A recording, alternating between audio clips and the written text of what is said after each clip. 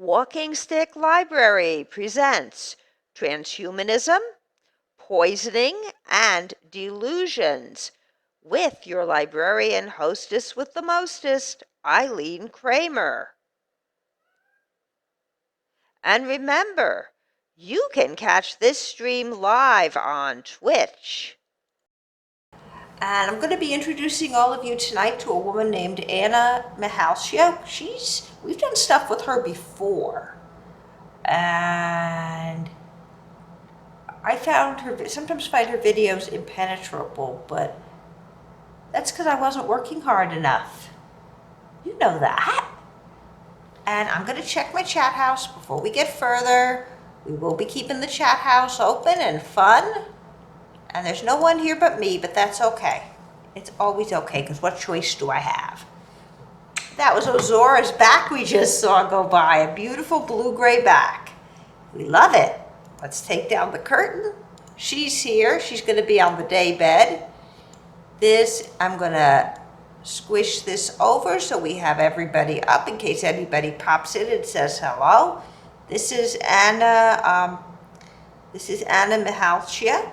And it says, officially in this interview, we discussed geoengineered space vents around the Earth, militarized manipulation of the ionosphere and magnetosphere to change the natural Schumann resonance, the natural human brain waves are frequency specific in tune to. Elena explains how geoengineering operations include weather engineering, yada, yada, yada. We've done this before, and we're not doing geoengineering tonight.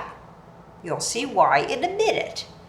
I'm going to open up and let Anna tell her story. You know, she has the greatest insight and the most in-depth research. Anna Freeland. Okay.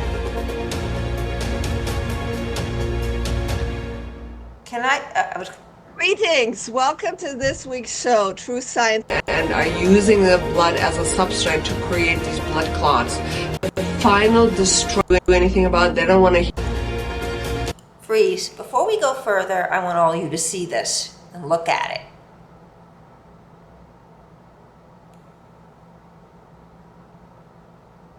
Those evil transhumanists are taking over the world. Let's go further.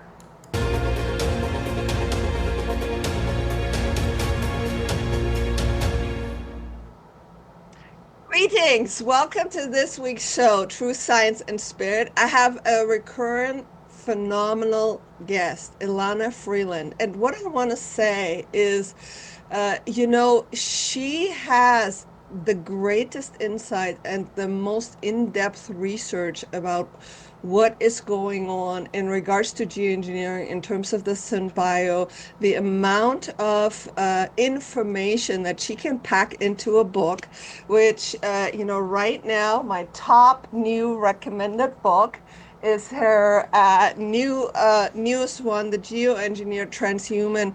And I want to start off by saying that every human being on this planet has to read this. That's what I said about her last book too, but it's literally that important. It's that well researched, and it gives so much information regarding the background. So first of all, Ilana, welcome, and congratulations to this newest book. It is absolutely phenomenal and mind-blowing, and I would consider myself well read in the subject, but I am marking like every other line in regards to the phenomenal information.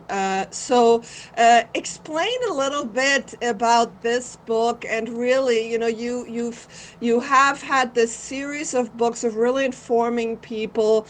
And this one goes so in depth in regards to tying all these different areas together of nanotechnology, of the geoengineering. Give us a little bit of a 10,000 feet view overview. Thank you for your praise, and praise back to you for your books. I've read the first one. I haven't gotten to the second one yet. I loved the first one. So I feel like we're on the same team, and I'm really grateful for that. we don't end up backbiting and thinking small and lots of ego trips, and that's very refreshing.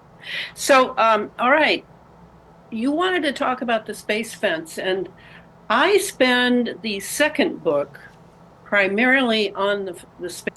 Okay, so we kind of know that the evil transhumanists are taking over the world. And if you go back a little further, you get a lot more of this. Developed so far that they are actually doing it on purpose. Making the mRNA is really easy and really cheap, and that's the magic of this thing. We just need to mess around. There's a lot of lipid nanoparticles, and some are very self-assembling. Let's take a look at a 2013 presentation delivered by Israeli scientist Dr. Ido Bachelet from Bar Ilan University, boasting about the development of programmable nanorobots thanks to the funding of Pfizer. So this syringe has inside it 1,000 billion robots. So these robots are each 50 nanometers. 50 nanometers is about 2,000 times thinner than the thickness of your hair. Species Homo sapiens, if we survive, will probably have so much power that we will change ourselves using various technologies so that our descendants will no longer be Homo sapiens like us. Emotionally, it is easy to dismiss the work of Dr. Anna Maria Mihalcea, for it is very disturbing. But her work is shown through scientific testing and backed up by government and NGO documentation. And the evidence shows that humanity has already been infected with cutting-edge surveillance nanotechnology. She also points out the important fact that the elastomers being fabricated by DuPont for this soft robot technology are made of the exact same chemicals found when analyzing the messegens, a compound that displays liquid crystal properties, found in targeted individuals. And they appear to be the same compounds she found in the blood of the vaxxed, as well as the blood of the unvaxxed. The building blocks of hydrogels are being found in the COVID vaccine, and hydrogels are being found in the blood of both the vaccinated and the unvaccinated. They are the so-called blood clots that are being found around the world. And these hydrogels can now be programmed, encrypted, and decrypted. And it's spreading.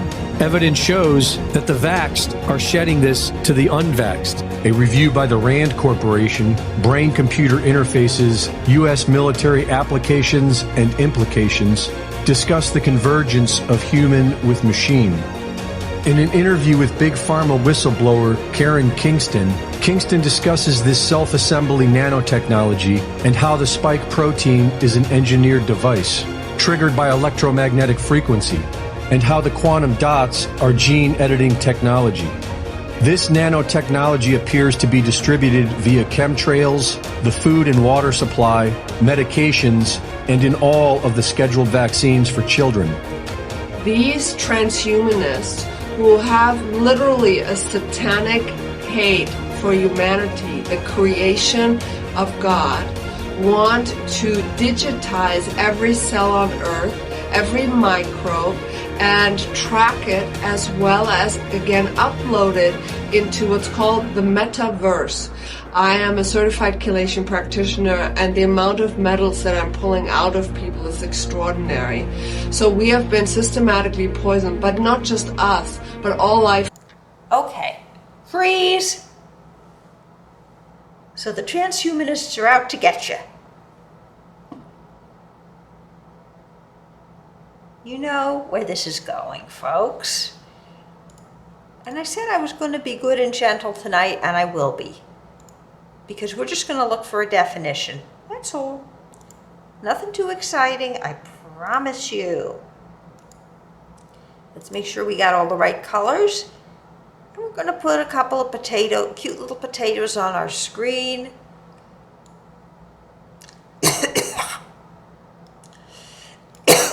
I have a dry throat tonight.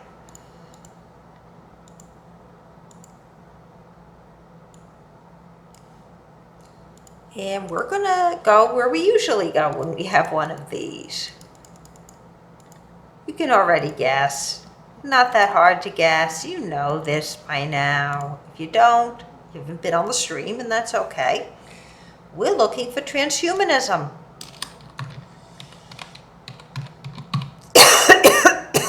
don't go anywhere without a definition.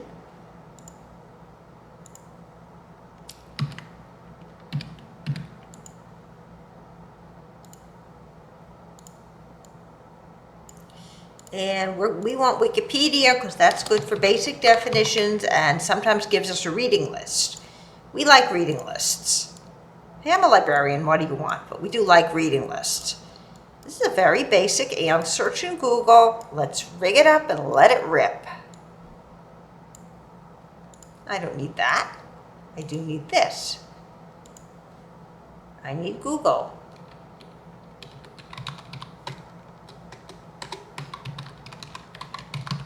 And we're going to do Wikipedia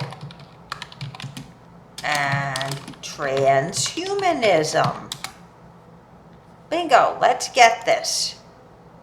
I'm going to give this a pull and I'm going to check my chat house. Did anybody come in late? No, nobody came in late.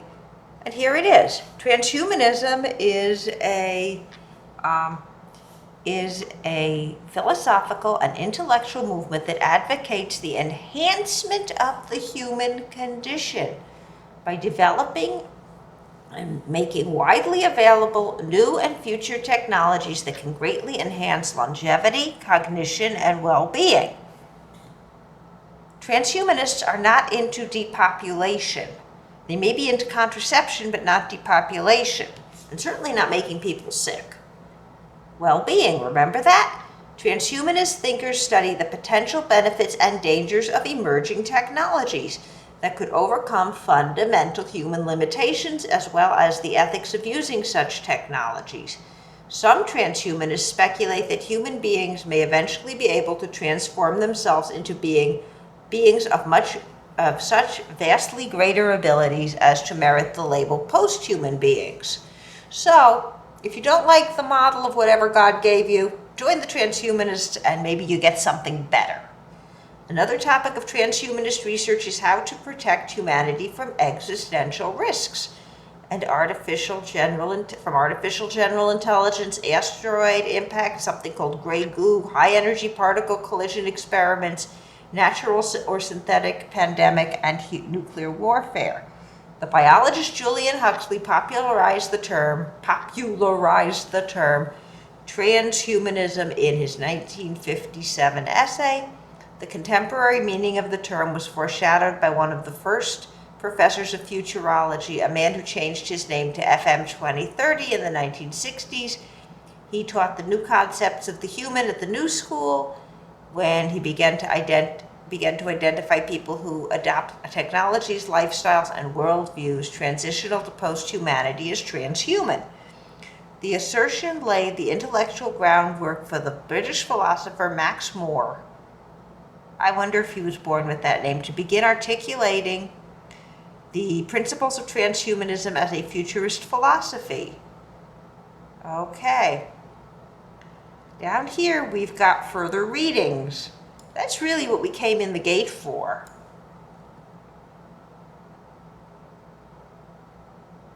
Ah, there's a transhumanist wiki. And there's a what is transhumanism over here. I didn't even see that. But let's pop that up. This is the transhumanist wiki, curating and spreading accurate, accessible, non-sensational info about exponential technologies, futurism, and the transhuman. Okay, transhumanism portal. Transhumanism. Okay, bing, bing, bing. Transhumanism is the belief or movement in favor of human enhancement, especially beyond current human limitations, such as artificial intelligence, life extension, and nanotechnology. And we've got a definition here. Transhumanism definitions describe various differing perspectives as well as ongoing disputes within the movement about what ideas and practices should be included, either a description or a definition of terms. And let's get this definitive. Some of the earliest recorded definitions of transhumanism are from 1997 in Anders Sandberg's website. Anders defined transhumanism as the philosophy that we can and should develop to higher levels, both physically, mentally, and socially, using rational methods. Again, this doesn't sound like depopulation or sickness. Max Moore, which cites the use of technology in conjunction with life-promoting principles and values, an idea that would later encompass extropianism. And we go further down here. What is transhumanism? Or transhumanism is a way of thinking about the future that is based on the premise that the human species in its current form does not present the end of our development, but rather a comparatively early phase. Transhumanism is loosely defined as a movement that developed gradually over the past 2 decades. Humanity, formally defined based on Max Moore's original definition, is as follows. The intellectual and cultural movement, Humanity Plus, formally defined based on Max Moore's original definitions, is as follows. The intellectual and cultural movement that affirms the possibility and desirability of fundamentally improving the human condition through applied reason, especially by developing and making widely available technologies to eliminate aging and greatly enhance human intellectual, physical, and psychological capabilities. The study of the ramifications and promises of and potential dangers of technologies that will enable us to overcome fundamental human limitations, that the related study of ethical matters involved in developing and using such technologies. These guys are on the side of the angels.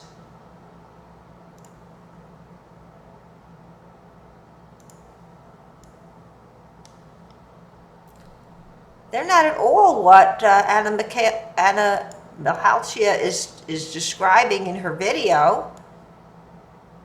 She's describing something else. And it has a very prosaic word. And yes, I'm going to subject you to a little more of this.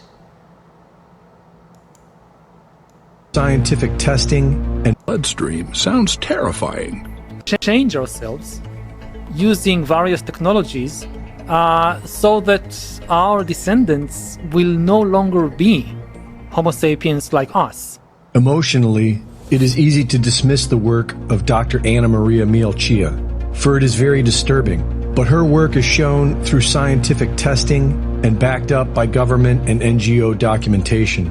And the evidence shows that humanity has already been infected with cutting-edge surveillance nanotechnology. She also points out the important fact that the elastomers being fabricated by DuPont for this soft robot technology are made of the exact same chemicals found when analyzing the messagens, a compound that displays liquid crystal properties, found in targeted individuals. And they appear to be the same compounds she found in the blood of the vaxxed, as well as the blood of the unvaxxed. The building blocks of hydrogels are being found in the COVID vaccine, and hydrogels are being found in the blood of both the vaccinated and the unvaccinated. They are the so-called blood clots that are being found around the world, and these hydrogels can now be programmed, encrypted, and decrypted. And it's spreading. Evidence shows that the vaxxed are shedding this to the unvaxxed. A review by the RAND Corporation, Brain-Computer Interfaces, U.S. Military Applications and Implications, discuss the convergence of human with machine. In an interview with Big Pharma whistleblower Karen Kingston discusses this self-assembly nanotechnology and how the spike protein is an engineered device, triggered by electromagnetic frequency, and how the quantum dots are gene editing technology. This nanotechnology appears to be distributed via chemtrails, the food and water supply, medications, and in all of the scheduled vaccines for children. Stop. She's not talking about real transhumanism. We just found the definition of it, and transhumanists wouldn't be out to poison people. That's not how they work. Now, she may say that the media I found were lying, but I don't think they're lying. I just think she's discussing something else, and she's afraid of something else. And she's using the word transhumanist, but that's not what she's afraid of. We're looking for something else entirely. And I'm going to pop this guy in here. And I'm going to change to a different font. Find a good one here. This is a good one.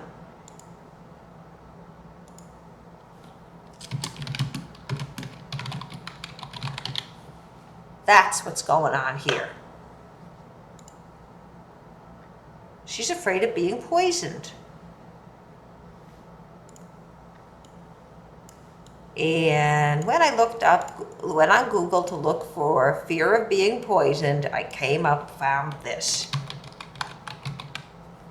Now there's one problem with this.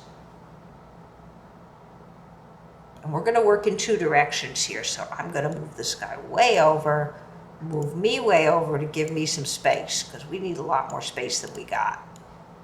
We just do. And I'm going to check to see if anybody came in. Just have to do it this way, and I don't see anybody, which is a dirty stinking shame. I don't know what I did to drive them off. Anyway, this is what we're talking about, except that when you stick phobia on something, you are pathologizing. And we really don't want to pathologize this.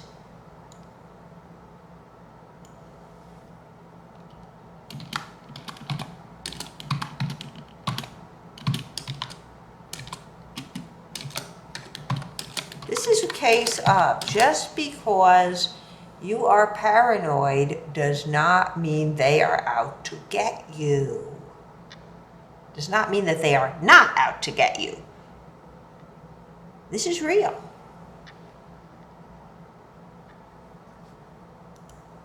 Poisoning can happen. And we can be looking at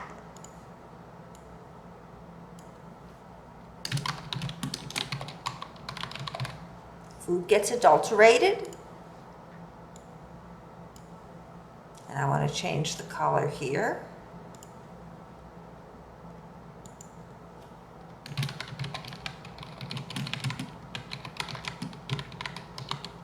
I'm a DES daughter. I'm a victim.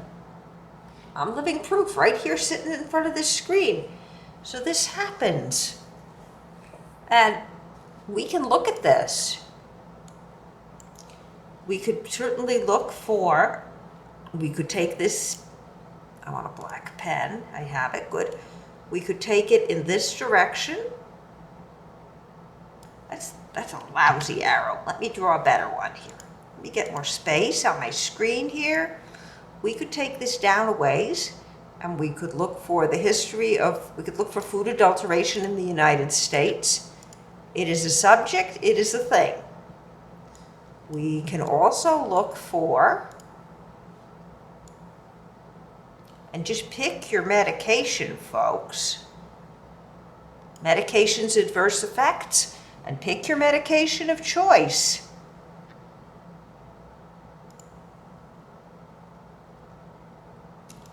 Almost any medication has adverse effects.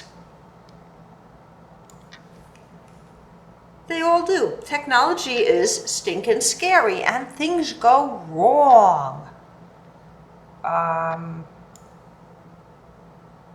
We could do diethylstilbestrol. That's otherwise known as DES. Otherwise known as DES. I'm a DES daughter. I'm willing to talk about it. I'm unaffected, by the way. But I had to go through a lot of painful exams when I was in my teens. And they found stuff. I have fibroids, probably from the DES. I still have them. They are benign. Thank God.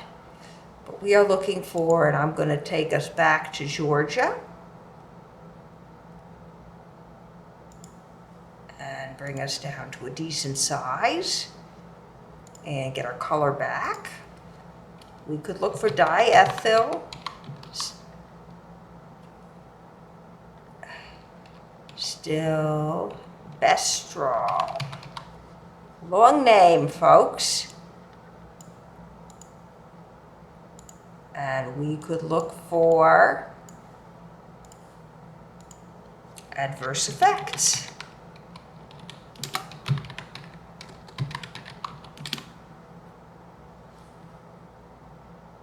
And we could find stuff.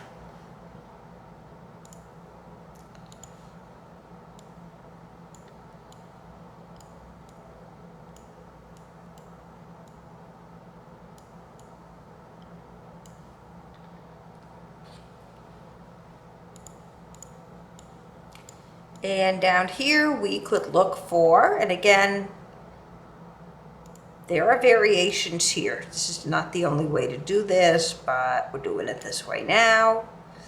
We could look for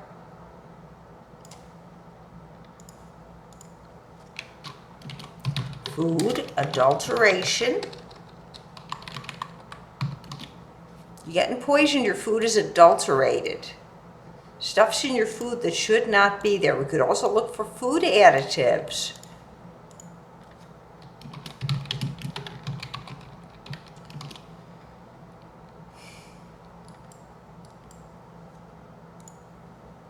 And over here, I have United States.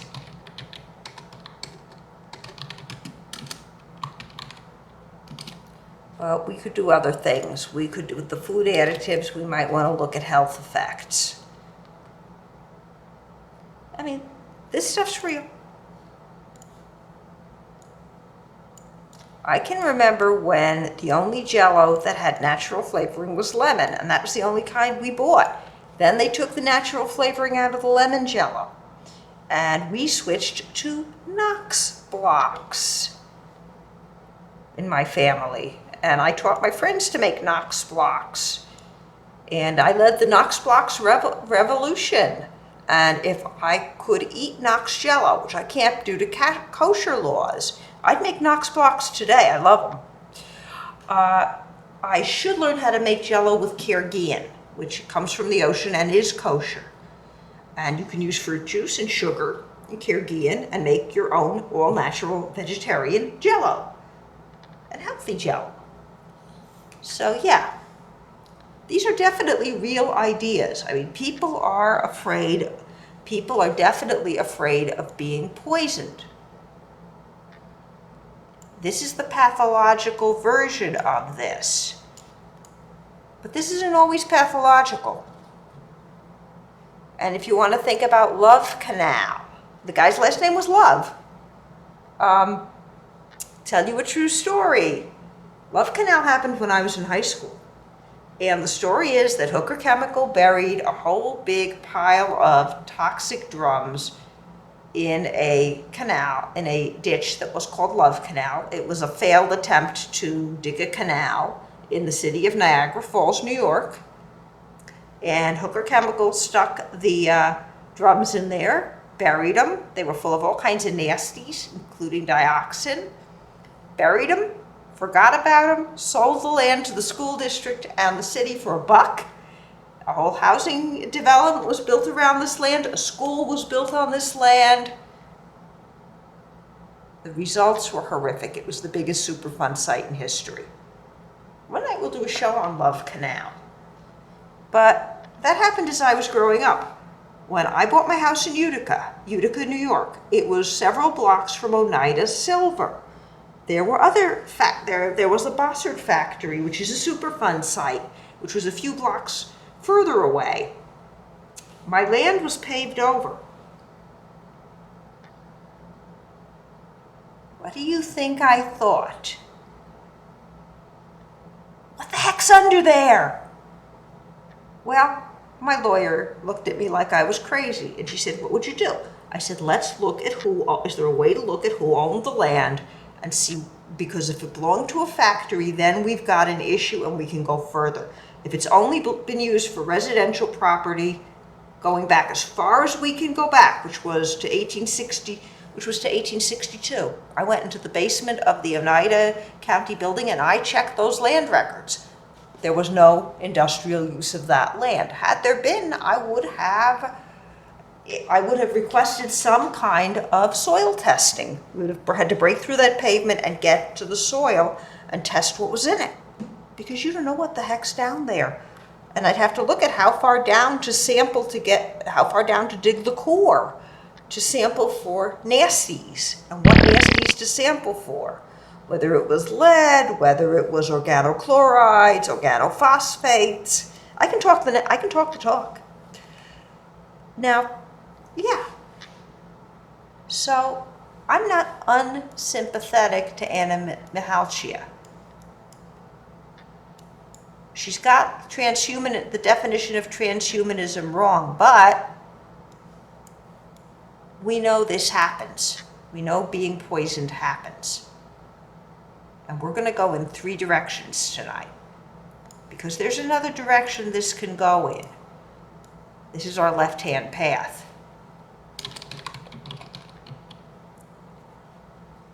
And they don't quite hook together.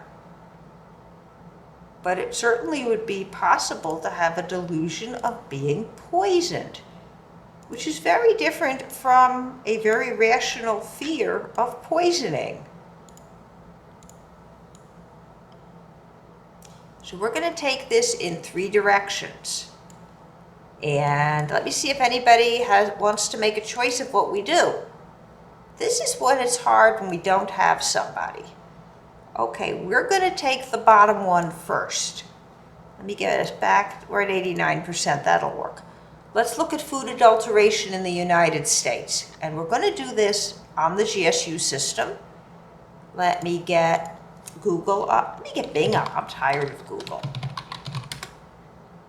And we're going to go to GSU Library. I'm going to click to get it open and bring it all the way back here. And what we're going to do is we're going to take our search, food adulteration and United States. We're going to do it backwards because we can do it backwards. It's not case sensitive. I'm afraid there's something wretched in my food. And the one I worry about really is honey. If you ever want to Google funny honey, that's the one you want to Google. And we're going to go for this area in between here, just so all of you know. This and is this guy here. This is X intersection Y. We're going for the overlap between food adulteration, and we want it in the United States. Okay, let it rip. We should get some interesting stuff. Of course, we have to log on. Don't you know it? Of course, we have to log on.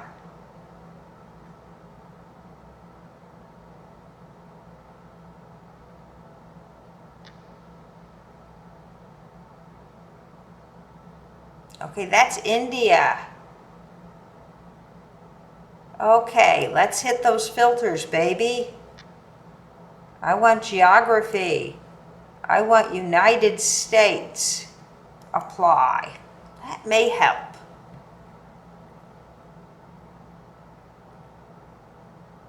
Okay. I have a lot of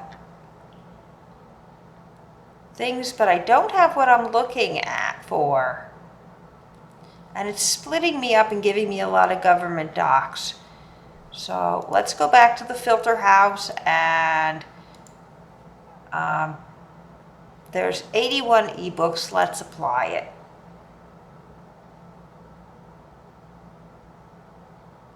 Okay, I'm looking for just a nice book on food adulteration. Did I mess this up in some way?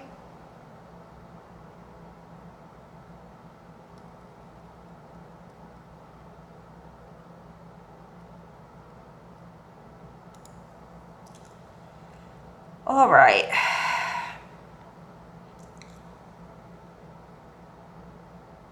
Here's one. Examination of federal food safety oversight in the wake of peanut products recall hearing before the Committee on Agriculture and Nutrition. We've had poisoned peanuts. Okay, meat recalls. How should the food safety system address microbial contamination? These are all government documents. I'm not really looking for a government document. So what I'm going to do is take us back, and I'm going to swap us over.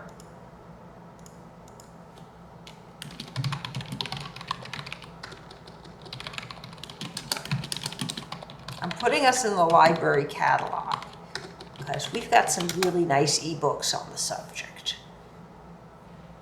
Yes, we do.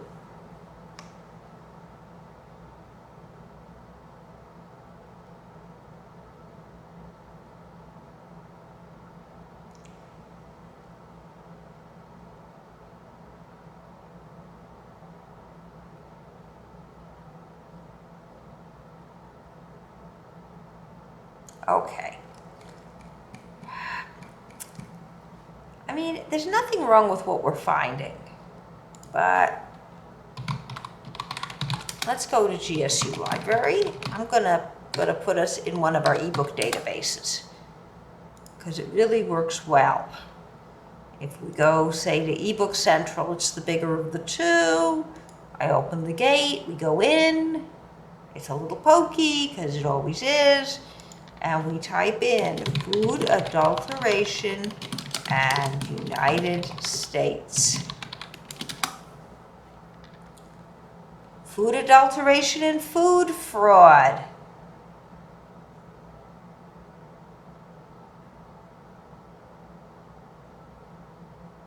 And that would be an example.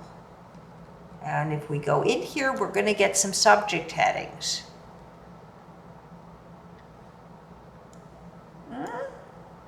Have to do show more. LC subject heading. I don't have an LC subject heading. Oh, that stinks. Pardon my French.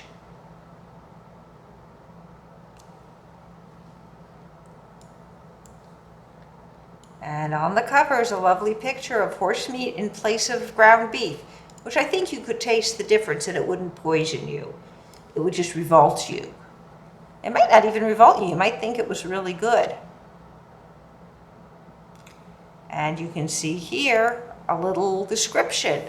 What do we really know about the food we eat? A firestorm of recent food fraud cases, from the U.S. honey laundering scandal to the 40-year-old frozen zombie meat smuggled into China to horse meat episodes in the United Kingdom, suggests fraudulent international acts of food adulteration are on the rise. And honey laundering is called funny honey, and it's honey that isn't honey. Oh yeah. While often harmless, some incidents have resulted in serious public health consequences. At the heart of these dubious practices are everyone from large food processors to small-time criminals. While many consumers are becoming increasingly concerned about malfeasance, in this book, Jonathan Rees examines the complex causes and surprising effects of adulteration and fraud across the global food chain, covering comestibles of all kinds from around the globe. Rees describes the different types of contamination and the role of effectiveness of government regulation and our willingness to ignore deception if the groceries we purchase are cheap or convenient. Pithy, punchy, and cogent, Food Adulteration and Food Fraud offers important insight into this vital problem of human consumption. And now that we have a title, I'm going to go back and we're going to go back to the library and we're going to run this title into the system to get a good subject heading. What we're going to do, I have these in quotes because it's a title, we're looking for the subject headings in the catalog. There's our wonderful book. We only wanted to get one, that was fine. And down here we have food fraud, food contamination. And we can click food fraud and see what we get.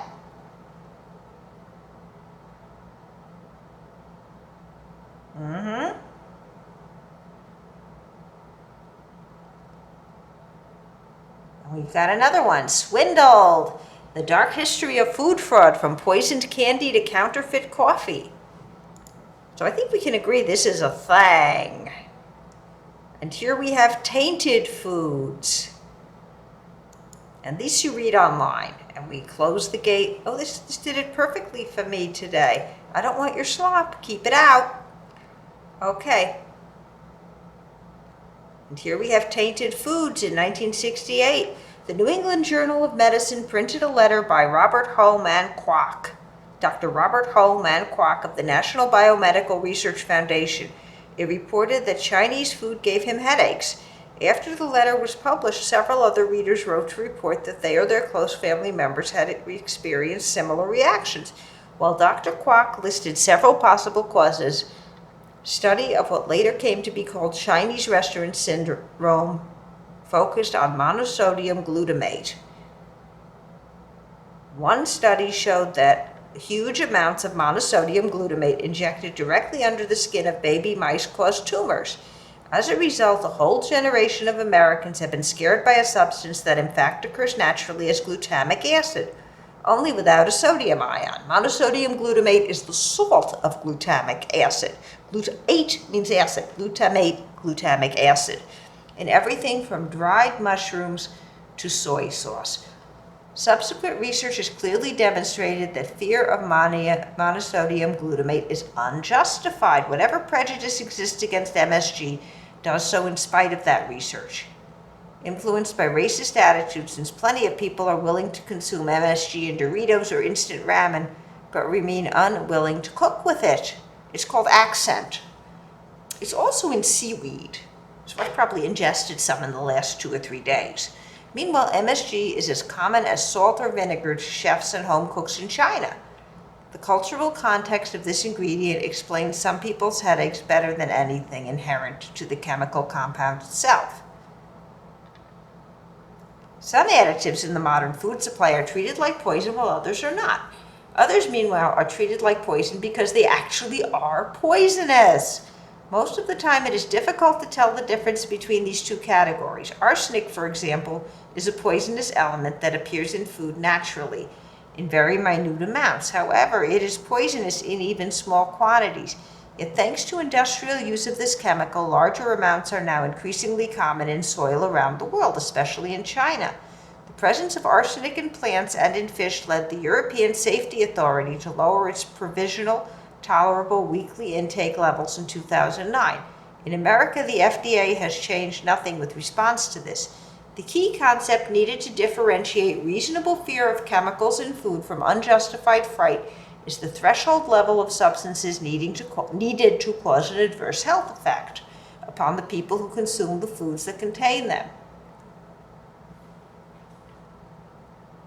And they go on and on. Kind of interesting. Okay, and here we have swindled. This one lives in JSTOR land. We love you, JSTOR. And I'm going to check our people to see if anybody came in the gate, but nobody did. They're all watching Tinker finish his video. That's okay, Tinker's hard at work.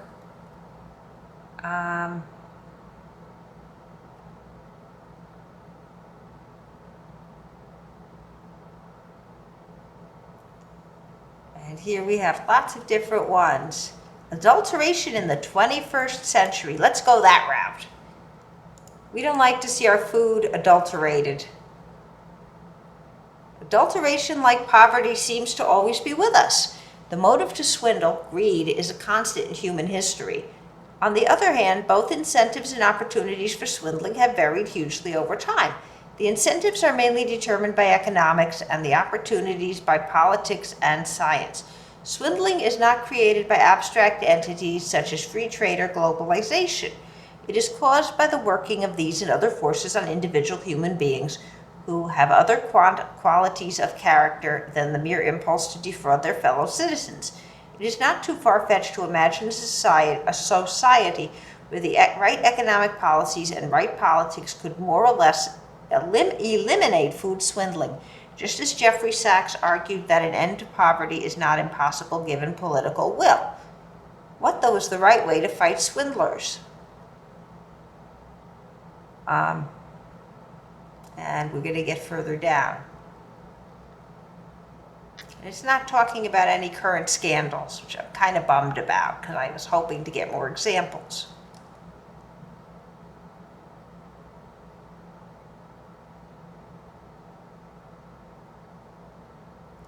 If you don't want to get swindled, here is what you can do, assuming you are fortunate enough to live in a country where basic food standards are enforced. Let's hope they keep doing it in the US.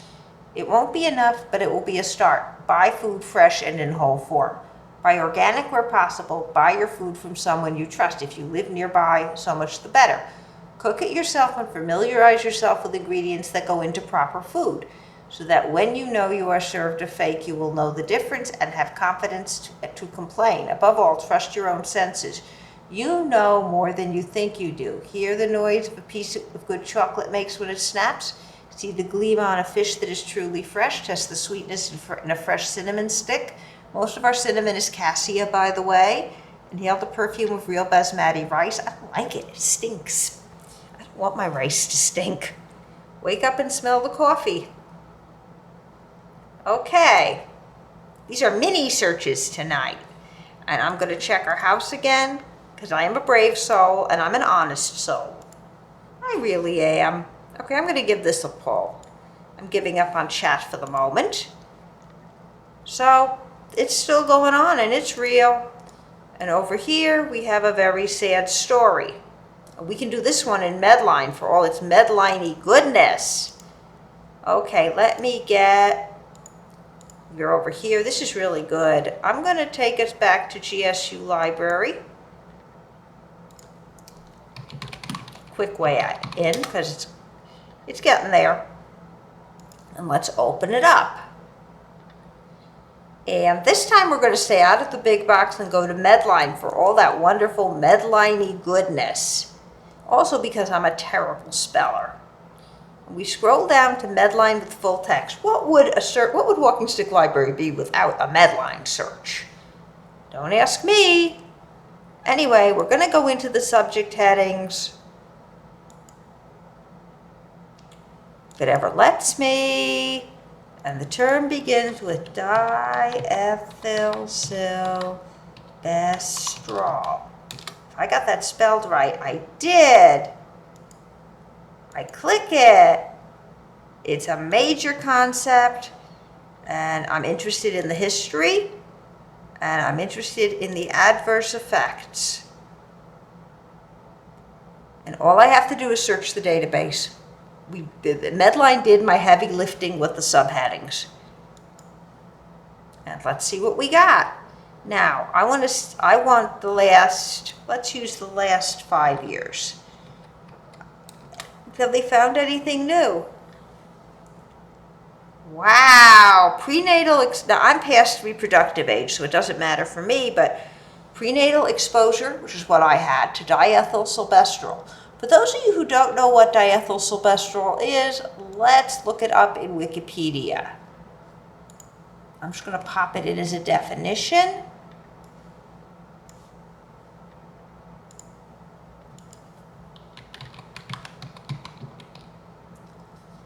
Diethylsilbestrol, chemical compound. And this is a non-steroidal estrogen medication which at present is rarely used. In the past, it was widely used for a variety of indications, including pregnancy support for those with a history of recurrent miscarriage. My mother had a miscarriage before she had me. When she was pregnant with me and my brother, she took this. Treatment of prostate cancer and breast cancer. By 2007, it was only used for the treatment of prostate cancer and breast cancer. In 2011, Hoover and colleagues reported adverse reproductive outcomes linked to DES, including infertility, miscarriage, ectopic pregnancy, preeclampsia, preterm birth, stillbirth, and infant death, menopause prior to age 45, breast cancer, cervical cancer, and vaginal cancer. While mostly taken by mouth, DES was available for use by other routes. And this was again used. My mother's miscarriage was not recurrent. She was exposed to rubella. So she says.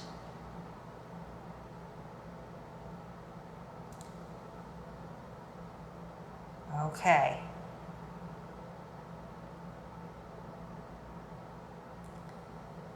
DES has been linked to a variety of long-term adverse effects in women who were treated with it during pregnancy and or their offspring, including increased risk of the following. And they found this on me. I'm they found adenosis on me. I remember them telling me, the doctor telling me this. I have fibroids. I don't know what shape my uterus has. I know my mother told me she had my dad look at my brother.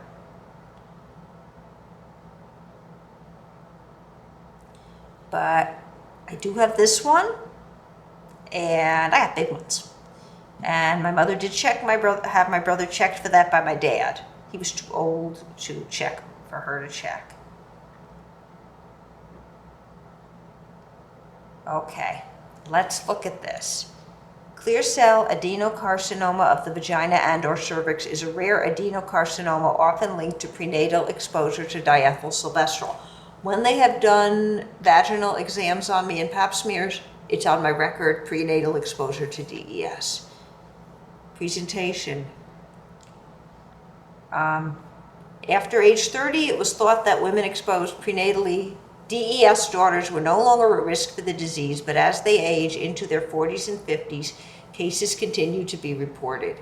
The Centers for Disease Control and Prevention says DES daughters should have a pelvic exam every year because of their lifelong risk for clear cell adenocarcinoma.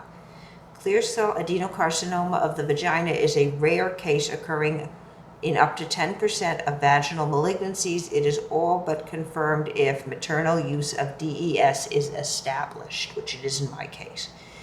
You know, I've never had any adverse effects except for the fibroids, but even though it was once thought to no longer recur after 30, it is still seen in women in their 40s and 50s. Some of the main signs and symptoms for clear cell adenocarcinoma of the vagina are spotting between menstrual cycles, bleeding postmenopause, abnormal bleeding, and malignant pericardial effusion or cardiac tamponade. Now, I did have abnormal bleeding when I went through menopause, and this was something they were very worried about, but it stopped when I went through the change of life. And this is vaginal adenosis. Is a benign abnormality in the vagina, commonly thought to be caused by intrauterine and neonatal exposure to diethylstilbestrol and other progestins and nonsteroidal estrogens. However, it has been observed in otherwise healthy women and has been considered at times idiopathic or congenital. Post-pubertal lesions have also been observed to grow de novo. It has a rather common incidence of about 10% in adult women. I did not know that.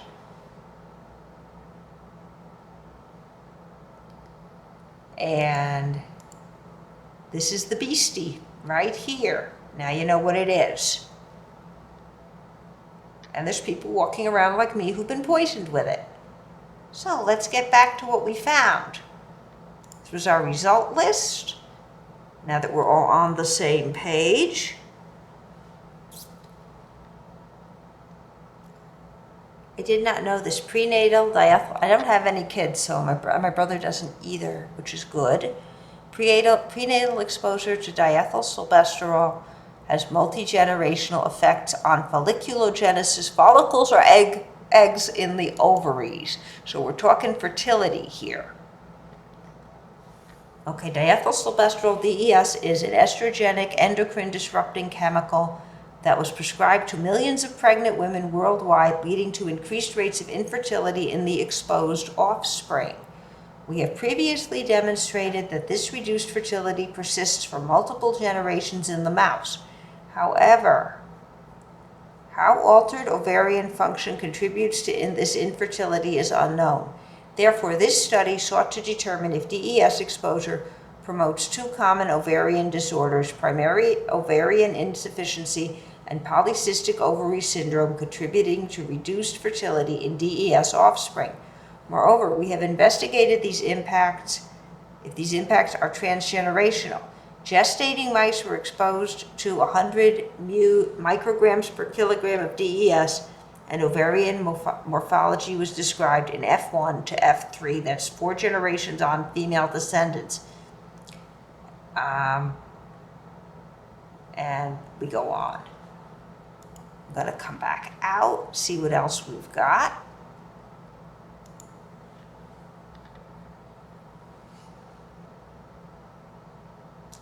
multi-generational endometriosis, consequence of fetal exposure to diethylstilbestrol.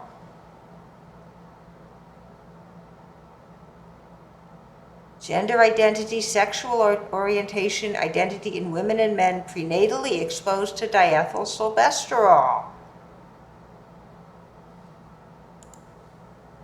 This is not a happy night.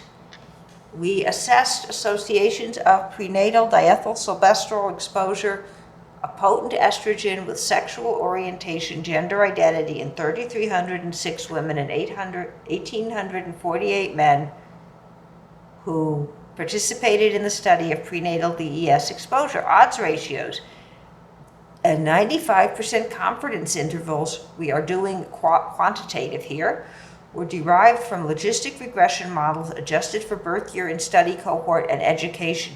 Among women, the odds ratio for DES in relation to reporting sexual orientation, identity as non-heterosexual was 60%, primarily due to strong inverse associations with lesbian identity. Among men, the OR and DES in relation to reporting a non-heterosexual sexual identity was an extra 40%, 1.4. And ORs were similar for having gay identity. Only 5 individuals reported a gender identity not conforming to their health assigned at birth, preventing meaningful analysis. Women who were primarily prenatally exposed to DES were less likely to have a lesbian or bisexual orientation, while DES-exposed men were somewhat more likely to report being gay or bisexual, but estimates were imprecise.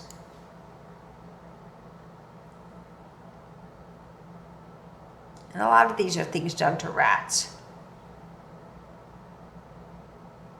Okay.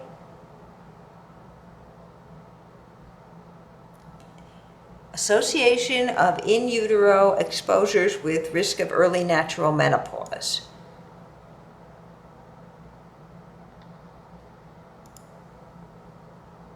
How are we doing here? We'll know in a minute. Close the door, embiggen, and let's go. Suboptimal pregnancy conditions may affect ovarian development in the fetus and be associated with early natural menopause for offspring. A total of 106,633 premenopausal participants in the Nurses' Health Study 2 who provided data on their own prenatal characteristics, including diethylstilbestrol exposure, maternal cigarette smoking, exposure to a multiplicity of prematurity and birth weight, were followed from 1989 to 2017. Now, I went through the change of life at age 50, so I'm not early and not late, I'm right down the middle. Cox regression models were used to estimate hazard ratios and 95% confidence intervals for the association of in utero exposures with bad events.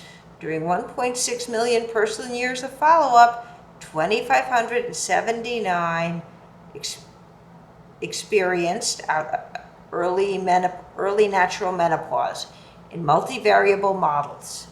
Women with prenatal DES exposure had higher risk of early natural menopause compared with those without it versus normal. Birth weight, decreasing risk was observed.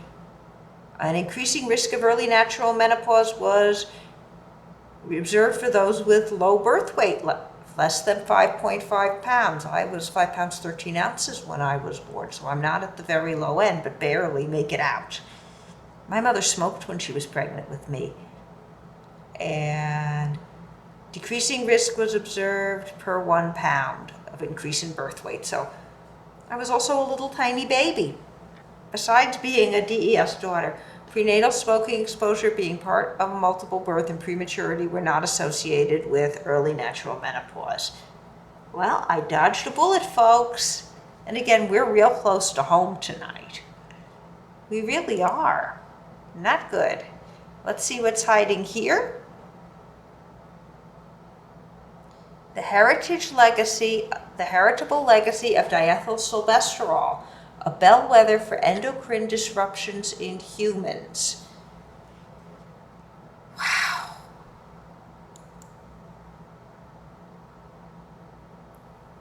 Let's see if we can get this open, the PDF open. Share. Get access. Sign in through my institution.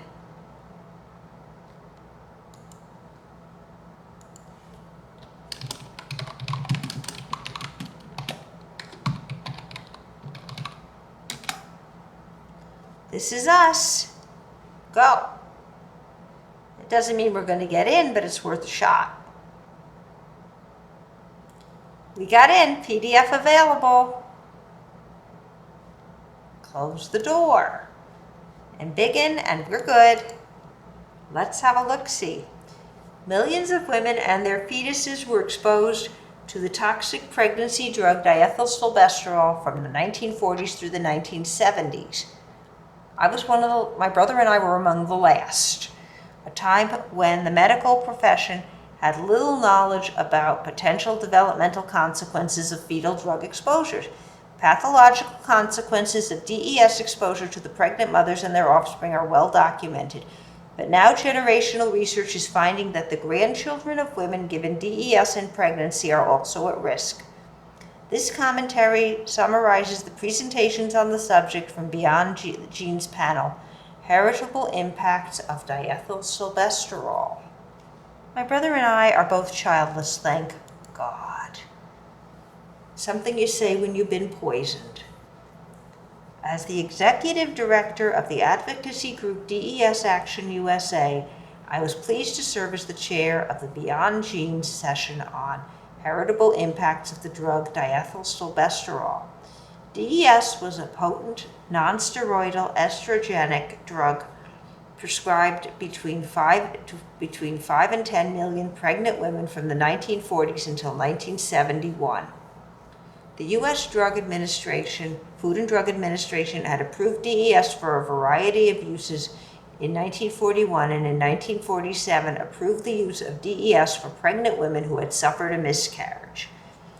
This meant that millions of embryos and fetuses were exposed in utero to unprecedented quantities of synthetic hormones, creating in essence a tragic human experiment full of repercussions which have not yet been fully elucidated. Here it is. Interesting.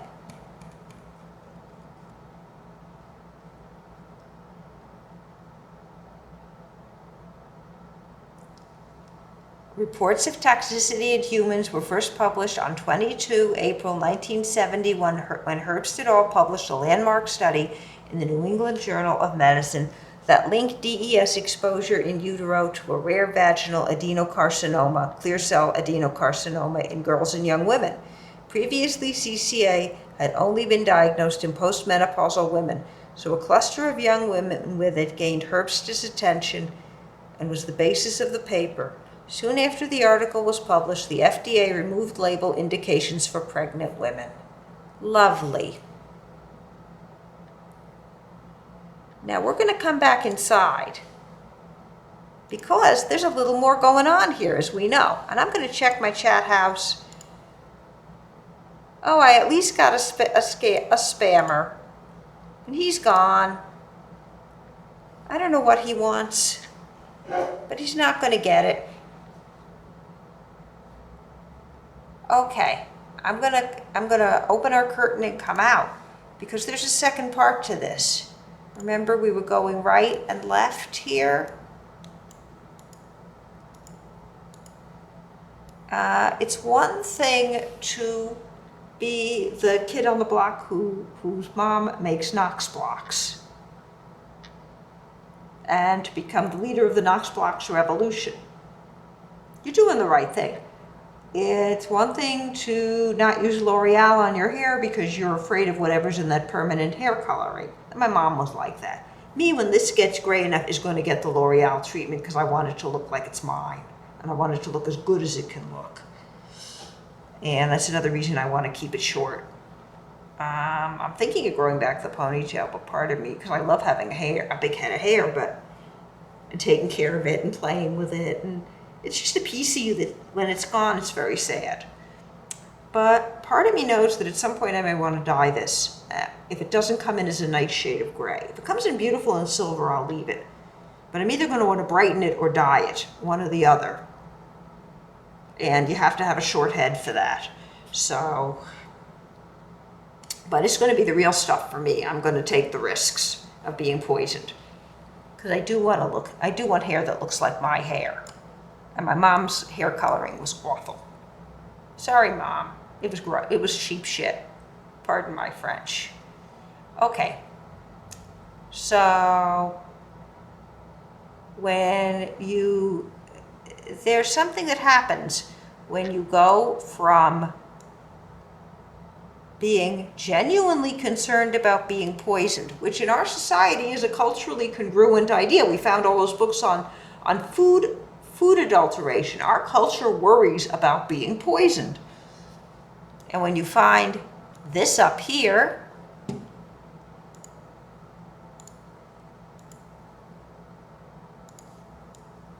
yeah, this deserves this color. Let me tell you, it does.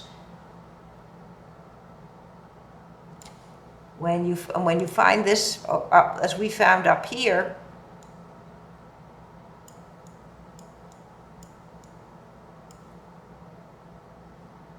he's sweating bullets.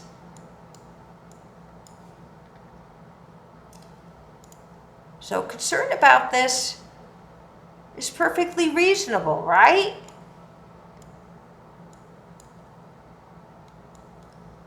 Except sometimes it goes a bit too far. This is the word for being afraid of being poisoned, and sometimes when you get into area like chemtrails, are you getting towards this part of the world? What's the difference from being very worried about bad stuff in your food, bad stuff in your medications, to this pathological territory over here? This is a question I've asked psychiatrists about a different subject and a different set of beliefs. And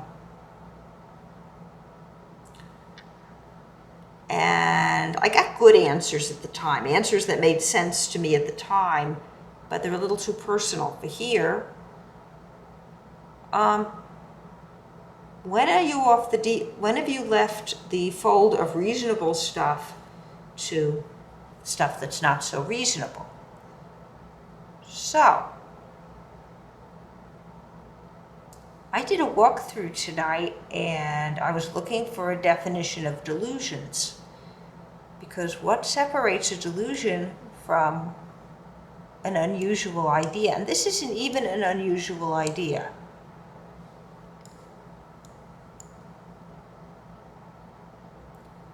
So what we can do is we can do a search. I was going to do this differently. There's a really good book by Peter McKenna on delusions and tries to explain them. Psychiatrists and psychologists will turn themselves inside out with concepts like delusions and insight. Insight's keeping your mouth shut when you should, and delusions are ideas that are in some way unacceptable and harmful. What we are going to do, since we're really interested in delusions of poisoning, we're going to put that in here. We could do that.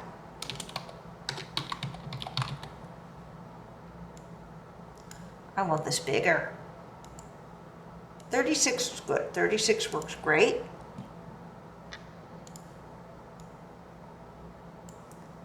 And we could look for poisoning, or poisoning. The other thing we can look for is a definition.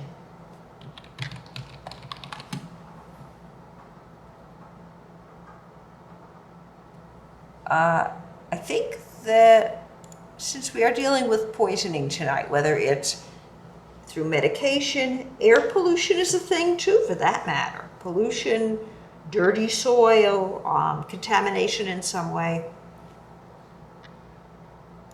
We probably want to stay with the poison theme, because we are looking for what separates a concern about what's in your food, what's in your hair dye, what's in your what's air pollution, and going off the deep end. Let's have a green one tonight. I change colors all the time over here. Kind of is good.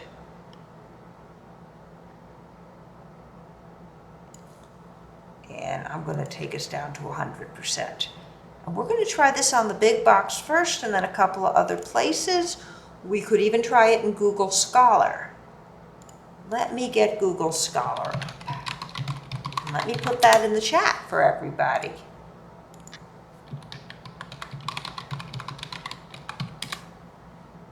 Okay, this is where we are. And remember that poison and delusion, asterisk. Poison, poisoning, delusions, delusional, delusions. The and is implied. We use it because we want to highlight the logic involved. It's this guy, overlap between the two ideas. Don't you love it? Where is Google Scholar in all this? Slide it in. Okay. Delusions of persecution and poisoning in patients with schizophrenia. Case files of Emory University Medical Toxicological Fellowship. A patient presents to the outpatient toxicology clinic with delusions of being poisoned. This is 2010, this is 2024. Let's have a look. This isn't really giving us a good overview, but it's a beginning. This article presents data on the phenomenology of delusions of persecution and poisoning in patients with schizophrenia and determines parallels between socio-demographic status, personal religiosity, and this type of delusion.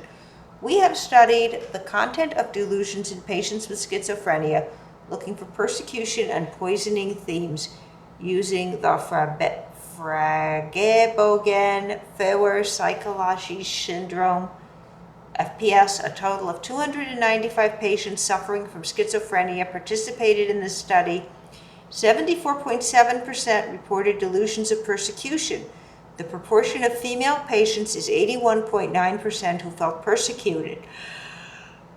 And the proportion of female patients, 81.9% who felt persecuted, was almost 1/3 higher than the proportion of male patients, 66.9%. The prevalence of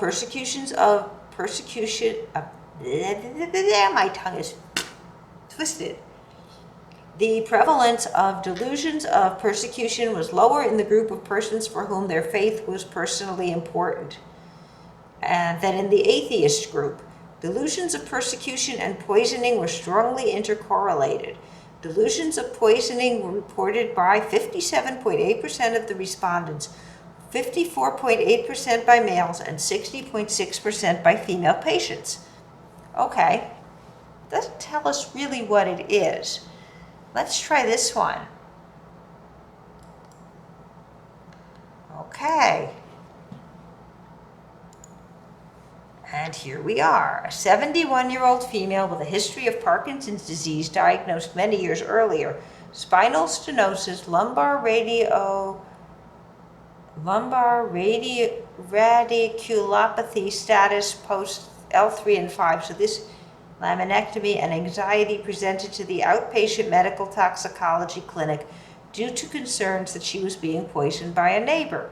She was referred by her primary care physicians. This is a woman with Parkinson's, a bad spine, and anxiety. The patient reported moving back to her hometown 2 years prior and shortly thereafter became concerned about drug activity occurring in the neighborhood. In particular, she was concerned that one neighbor was trying to kill me because she had informed the police about the drug activity. She did not know the individual's name or have a picture of him, but she had once seen him riding in front of her house on a motorcycle.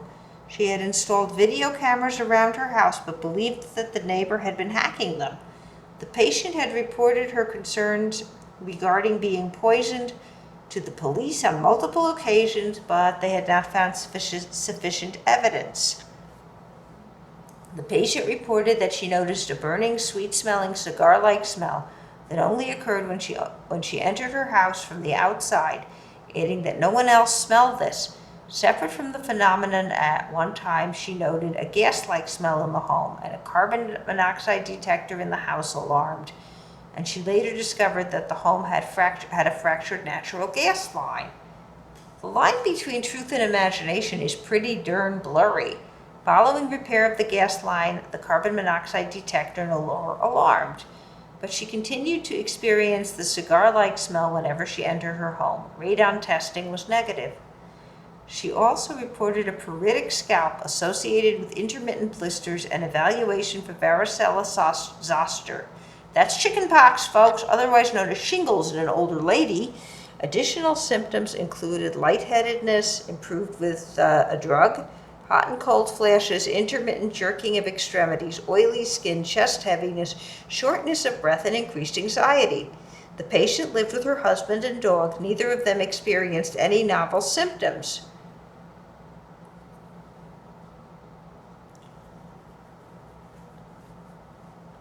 Okay. And we go on from there. And we have schizophrenics with delusions of poisoning.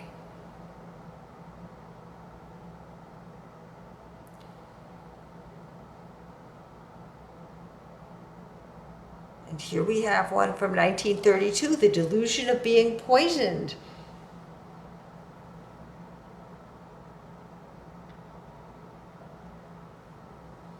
Okay. Let's go do this at GSU, shall we? Sometimes I like Bing. And again, I find Bing very crowded, so I don't like all this gotcha on the screen. But let me type in delusion. Let me type in GSU library. And we're going to let ourselves in, and this is it. I'm going to bring it back over here so we get it up. And we could do the big box, or we could do Psych Info, or we could do Medline. I'm going to vote for the big box tonight.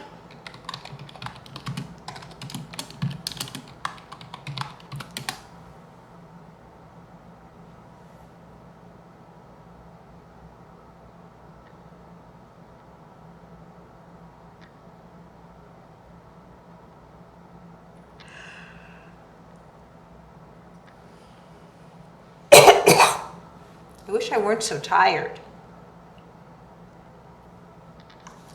Let me see if anybody showed up. No, we just had barely somebody tonight. And I'm being throttled. I don't like being throttled. Do I think it's intentional?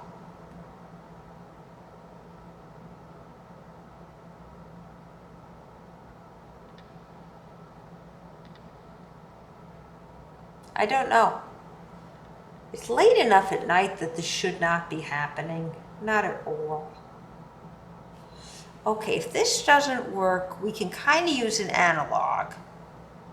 I'm going to suggest we do ProQuest Research, and I'm going to see if it's down here. RES Research Library, which is a ProQuest database.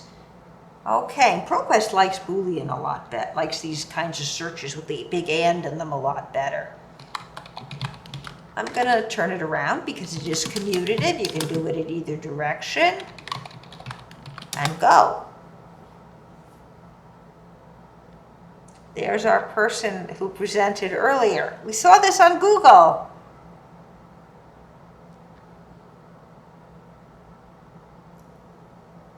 Okay.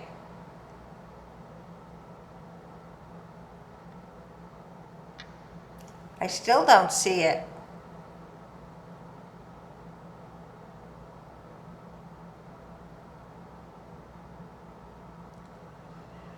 All right. We can clean clean this up just a little bit. Let's get an advanced search. I'm going to put this in the subject. All subjects. This one's also going to be all subject and indexing, and we're going to look at poison, poisoning, whatever. Go. Okay.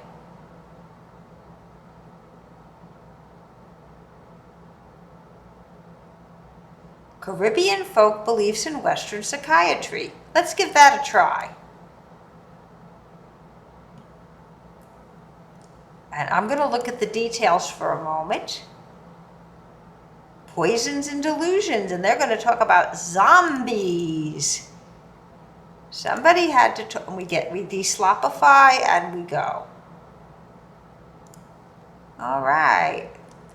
Large numbers of Caribbean people, Puerto Ricans, Jamaicans, Trinidadians, and other West Indians have migrated to the mainland United States, Canada, and England. Migration means culture contact, including, for some immigrants, contact with the mental health care system of the host country. Cultural differences between those delivering mental health services and those receiving them may lead to misunderstandings.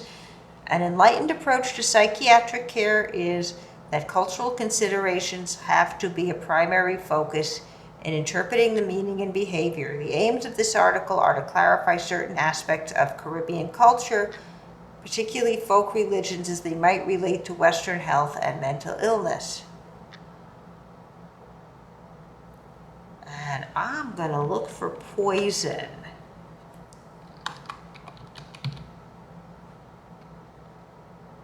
Doesn't show it. Interesting. Okay, I'm going to come out. There's only 4 of them here. So this isn't great, but it's better than nothing. Let's flip this around.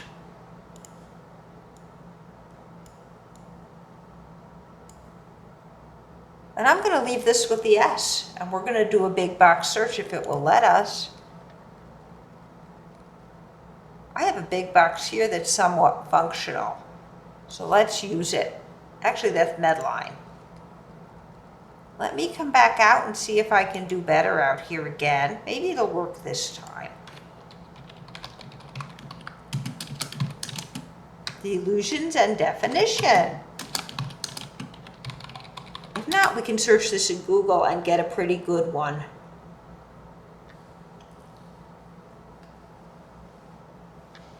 And it's just taking forever. So we may go to Google and search.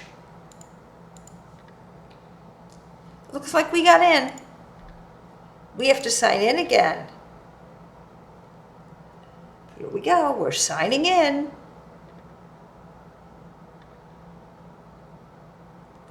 Slow as molasses in January. Managing patients with delusions, delusions of parasitosis, that one's in German. Delusional disorder and overview.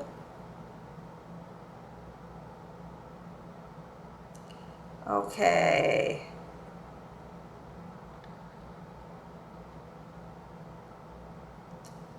Okay. Another kind of delusion. I am still looking for just a basic definition.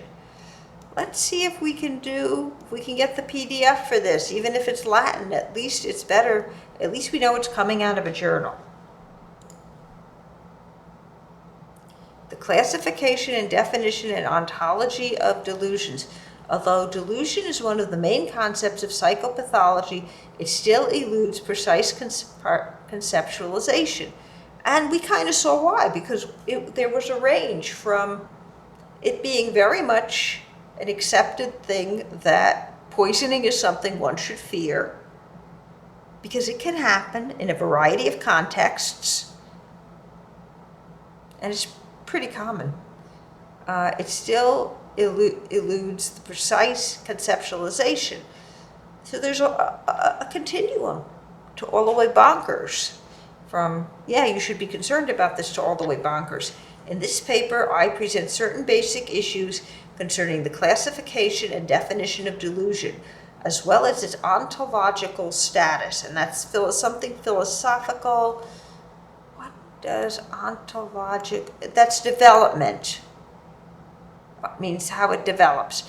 By examining these issues, I aim to shed light on the ambiguity of the clinical term delusion and its extension, as well as provide clues as to why philosophers are increasingly joining the ranks of psychiatrists, psychologists, and neuroscientists to come to a comprehensive understanding of delusion. Delusion is one of these, and I am going to check my house again to see if anybody wandered in. Nobody did. Okay, delusion is one of the central concepts of psychopathology. It has been considered the basic characteristic of madness, as well as the main criteria when assessing and diagnosing psychosis. The detection of delusions has profound consequences for diagnosis and treatment, as well as for the prediction of behavior and the attribution of responsibility. Yet for all its importance, delusion has eluded precise conceptualization. In what follows, I will present the most fundamental theoretical challenges involving the classification and definition of delusion, as well as presenting the more philosophical considerations of whether delusion is a natural kind.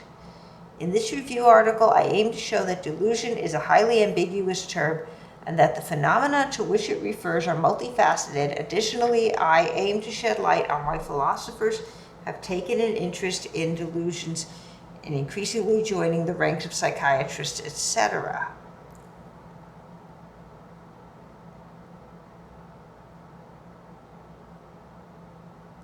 And this is a very long article. There's something better out on Google. Let's go. This is what I Googled earlier. Difference between an unusual idea and a delusion.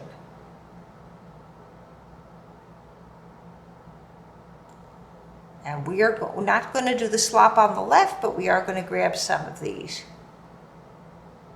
Researchers probe the difference between odd beliefs and delusions.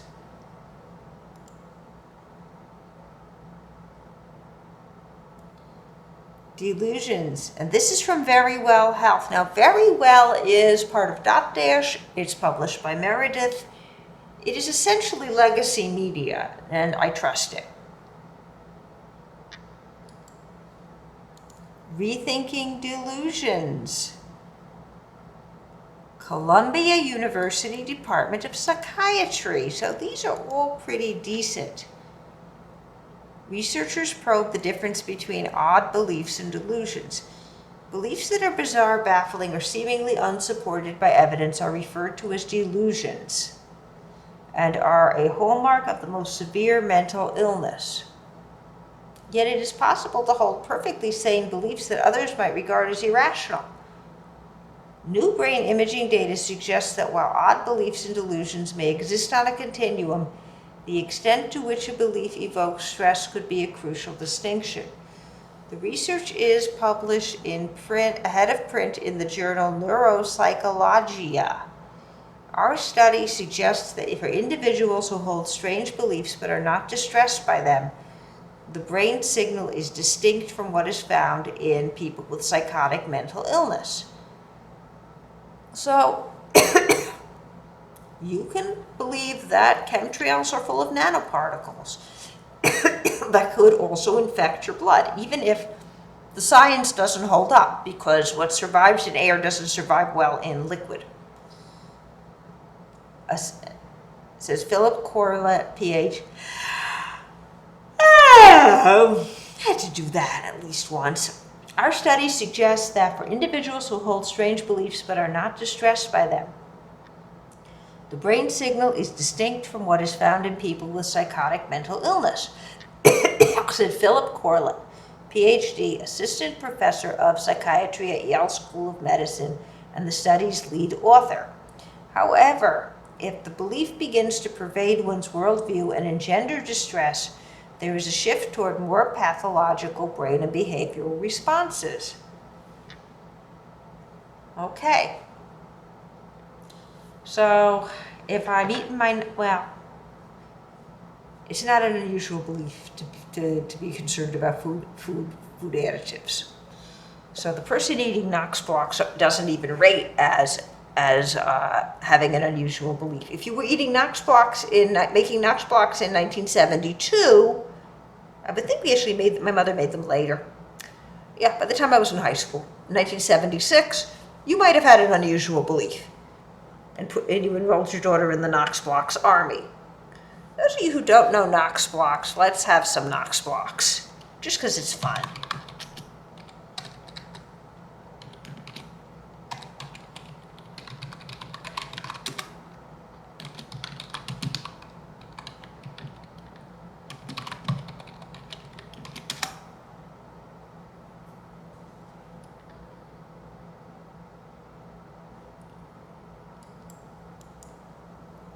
They say it takes 3 hours, but it mostly cooks itself.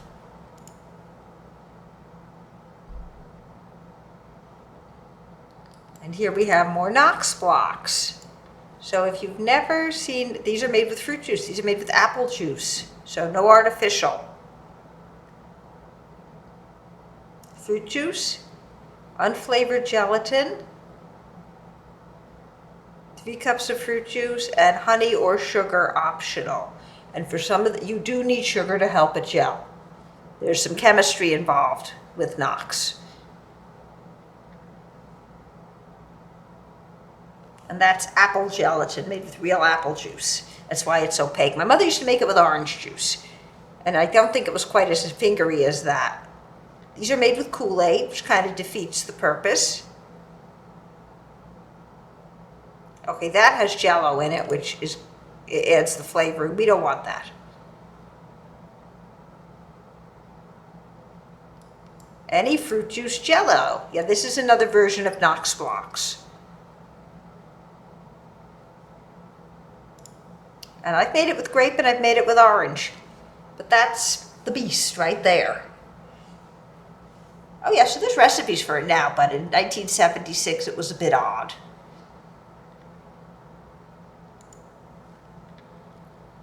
Study participants were asked if they believed in the power of witchcraft and mental telepathy, or if they felt there was a conspiracy against them. A commonly endorsed belief was, people can make me aware of them just by thinking about me. Studies using the same questionnaires in patients with delusions found that although healthy people often endorsed as many unusual beliefs as patients, those with clinical delusions were more distressed about their beliefs. Okay, so it's how it affects you. If you think that there's nasty stuff in chemtrails, well, there is. There's particulate matter. And I think some of that's nano-sized, but we're not talking about nanoparticles that could infest your blood. The researchers then correlated the predominance of and nature of these beliefs with brain activity associated with delusions. The results suggest that there may be a separate mechanism through which unusual ideas and beliefs might remain benign and might even enrich people's lives. However, healthy subjects whose beliefs were held with greater conviction and accompanied by greater distress were more likely to show brain activity similar to patients with delusions. Okay, and this is really good. I liked this one when I found it earlier. What are delusions? A delusion is a strongly held or fixed false belief that conflicts with reality. Now, if you believe there were nanoparticles that could infest your blood up in the chemtrails,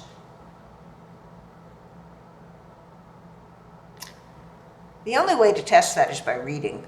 So, back and forth there. The Diagnostic and Statistical Manual of Mental Disorders, 5th edition, defines delusions as fixed beliefs that are not amenable to change in light of conflicting evidence. Delusions are a common symptom of psychotic disorders such as schizophrenia, delusional disorder, schizoaffective disorder. They can also be present in other psychiatric disorders. This article discusses the types of delusions. And Carl Jaspers was the first to define delusions based on the criteria of certainty, incorrigibility, impossibility, or falsity of the belief, Philip Johnson Laird defined delusions as a failure to distinguish between conceptual relevance, meaning irrelevant information is accepted as relevant. The definition of delusions continues to evolve. There are 4 types of delusions. Bizarre delusions are implausible or impossible, such as being abducted by aliens. Non-bizarre delusions could actually occur in reality, such as being cheated on, poisoned, or stalked by an ex-partner. So we're not dealing with bizarre delusions here if they exist. Mood congruent delusions are consistent with depressive or manic states, such as delusions of abandonment or persecution when depressed, and delusions of superiority or fame when manic. And mood incongruent delusions are not affected by your mood. And then we have some strange ones here.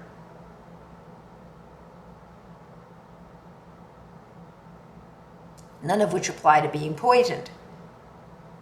Signs of delusions.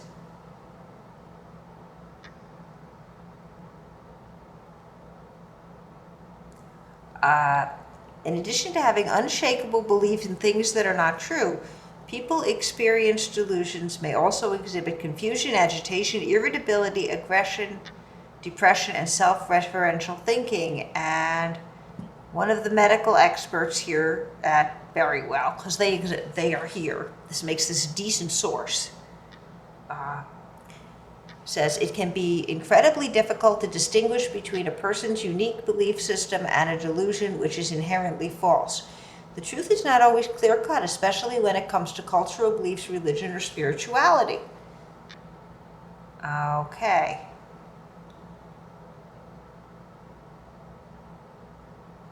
And we have a lot of causes here, and that's pretty much it. And this is somebody who writes health articles for award-winning websites seen in Healthline, Verywell, Everyday Health. She is a health journalist. Okay, let's try this one. Let's close the gate. Let's embiggen. Delusions are beliefs held with high certainty despite contradictory evidence.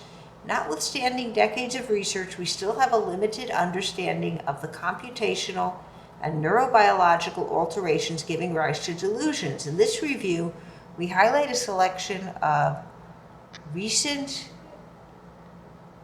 work in computational psychiatry aimed at developing quantitative models of inference and its alterations with the goal of providing an explanatory account for delusional beliefs. That's not helping.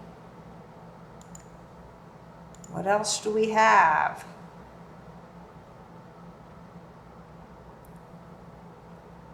Understanding delusions. Let's try that one. That's PubMed Central. And we can view at the publisher website. Oh, sweetness and light. We got the whole thing. Delusion has always been a central topic. This is an article in Industrial Psychiatry Journal. Delusion has always been a central topic for psychiatric research with regard to etiology, which means cause, pathogenesis, diagnosis, treatment, and forensic relevance. Various theories and explanations for delusion formation are reviewed. The etiology, classification, management of delusions is briefly discussed.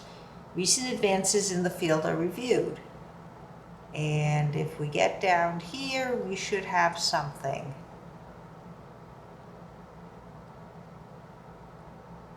Essential characteristics of delusion. Jasper's solution to the problem of delusion was as follows. If we want to get behind these mere external characteristics of delusion into the psychological nature of delusion, we must distinguish between the original experience from the judgment based on it. The delusional contents as presented data from the fixed judgment, which is then merely reproduced, disputed, dissimulated as the occasion demands. The essential criterion for distinguishing different forms of belief lies not in their conviction and certainty, not in their incorrigibility, and not in their impossible content, but in their origins within the patient's experience, Jaspers goes on. We can then distinguish between two large groups of delusions according to their origin. One group emerges understandably from preceding effects, from shattering, mortifying, guilt-provoking, or other experiences, from false perception, or from the experience of derealization in states of altered consciousness. The other group is for us psychologically irreducible, phenomenologically it is something final. We give the term delusion-like to the first group and the later to be termed delusions proper. And there was a good table in here, but I don't see it. Let's see what else we have.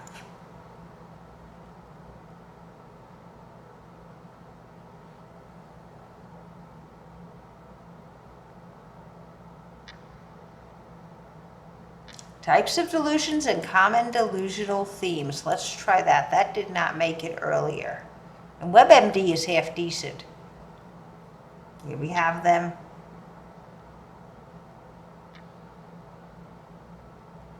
And again, this is the same kind of thing.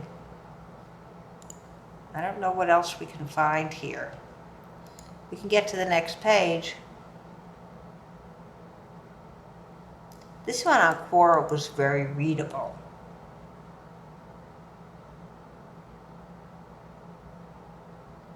This one was very readable.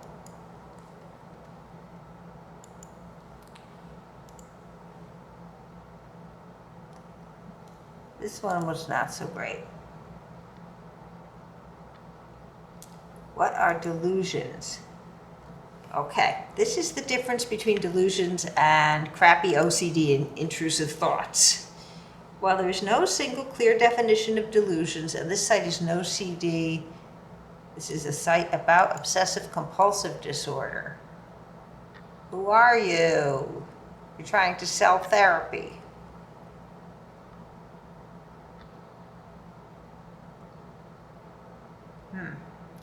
About us.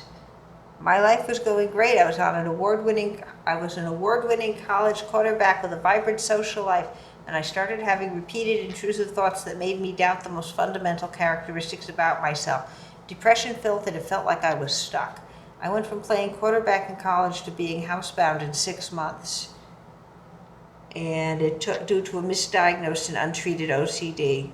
It took a lot of time and money to access effective OCD treatment, but once I had the right diagnosis and found ERP therapy, whatever.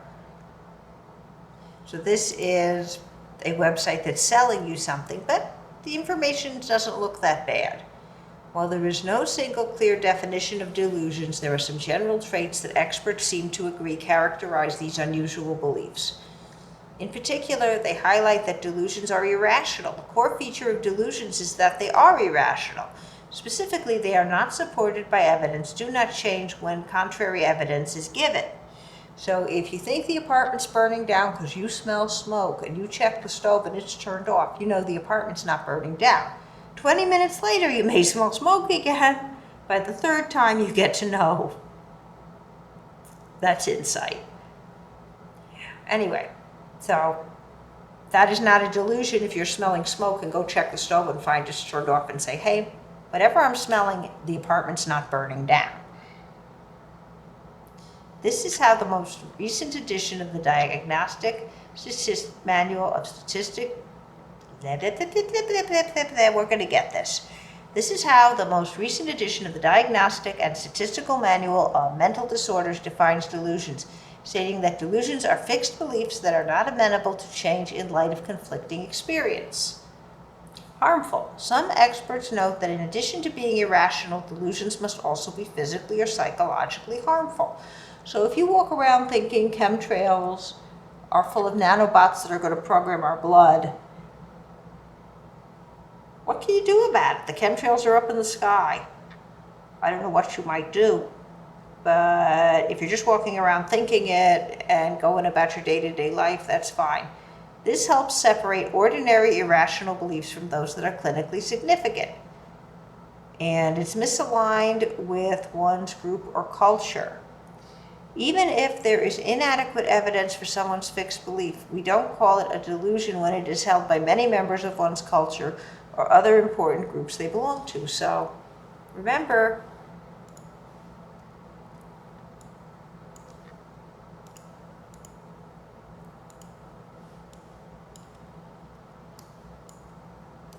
We fear being poisoned, and it's cultural. Remember how many books we found on food adulteration?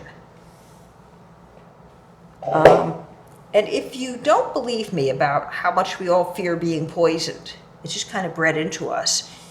I would say read Daf Yomi, the chapters about the Nazarites. And they're talking about the Nazarite, this, that, and the other happening to the Nazarite to make him impure. But one of the things a Nazarite cannot do is consume any grape products. Well, fine. I mean, they're busy worrying about somebody dying and falling on the Nazarite getting chased into a graveyard, the Nazarite accidentally touching a bone from a corpse.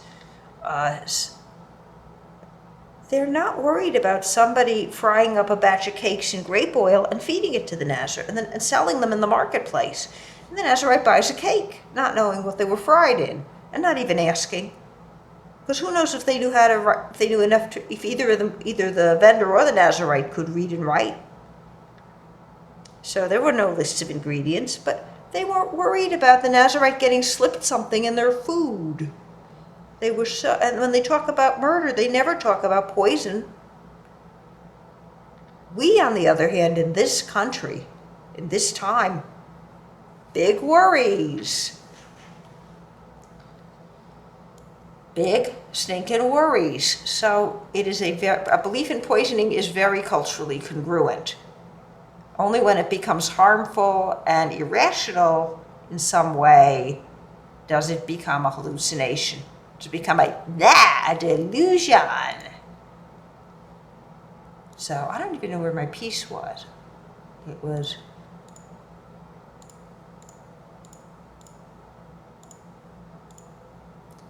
somewhere along here.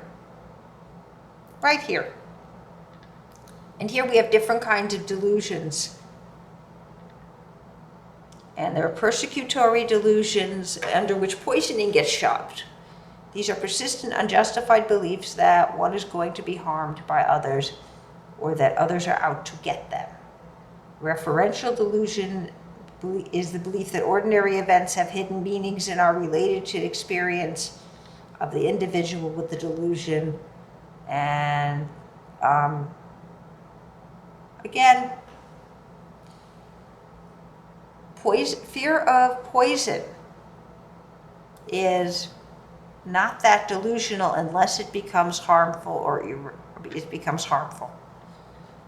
Because it's very aligned with our culture.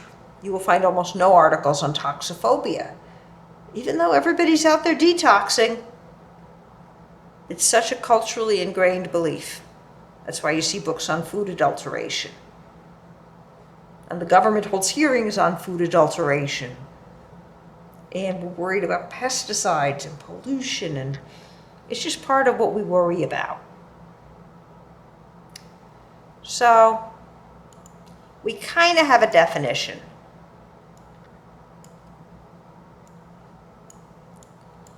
And basically it has to reach the point where it becomes very emotional, very harmful, and it has to become emotional and harmful.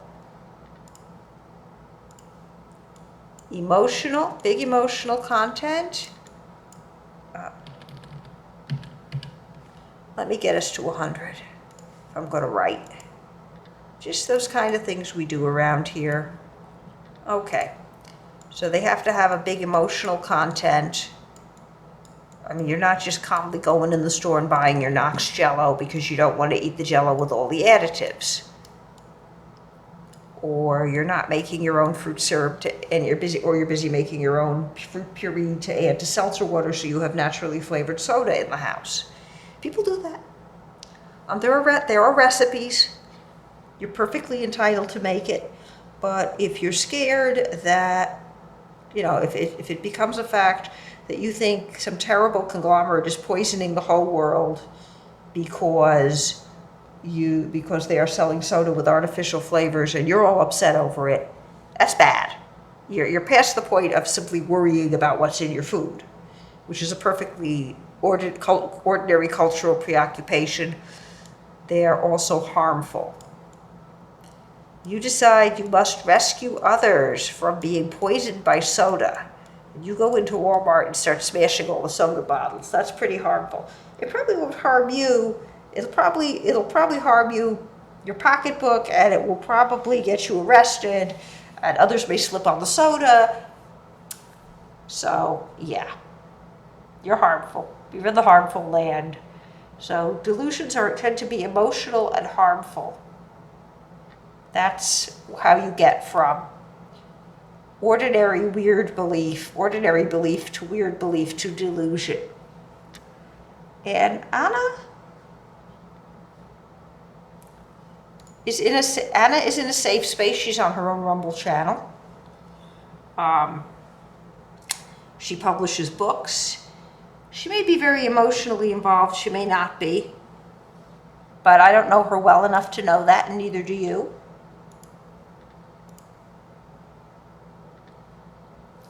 I don't know her well enough for that, so I can't tell if anything's emotionally involved. I mean, I hear it in her speech, but hey, she's performing on her own Rumble channel. That's a very safe space. So she's not clearly, and she's making money on her books, so clearly what she's got going is not harmful. If she's emotionally involved, I don't know it because I don't know her.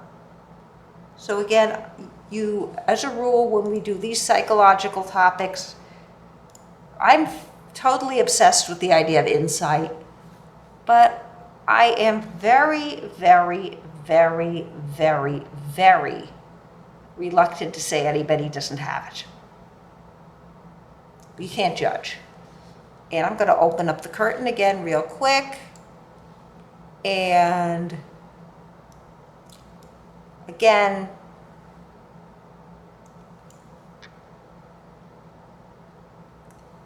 the transhumanists are not out to get you. They want to improve the lot of human beings. They don't want to depopulate them. They might want to give you a machine that you can add to your body if you want one. They're not going to be poisoning you with nanoparticles. If they want,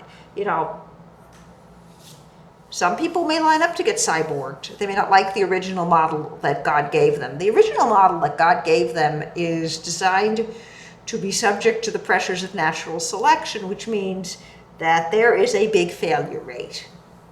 Not as bad as it used to be because we've invented antibiotics. And we know something about sanitation, and we have childhood vaccinations. So not as many defective ones fall off the conveyor belt. But nothing is perfect. And humans have a high defect rate. I've got two eyes that do not work together. I could not drive a car. I cannot drive a car because my eyes do not work together. I can do fine with anything at arm's length and human speed. And for thousands of years, the eye muscle defect was inherited because humans rode horses. Not everybody had to shoot a gun or a bow and arrow or throw a spear and get it on the target. But humans could do just fine without depth perception. They could use all kinds of other cues, which is what I do. I don't have any depth perception. I don't even know what it is. People tell me I'm missing a third dimension. To me, the world looks as three-dimensional as a photograph.